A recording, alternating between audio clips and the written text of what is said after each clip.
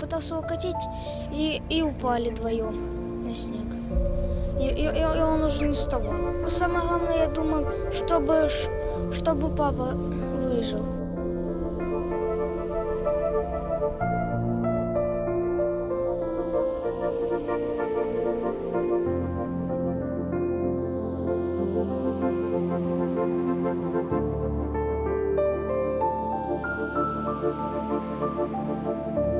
Отец лежал его замерзший, мы уже думали, ну, отец уже все, на нем лежал мальчик, уже замерзший.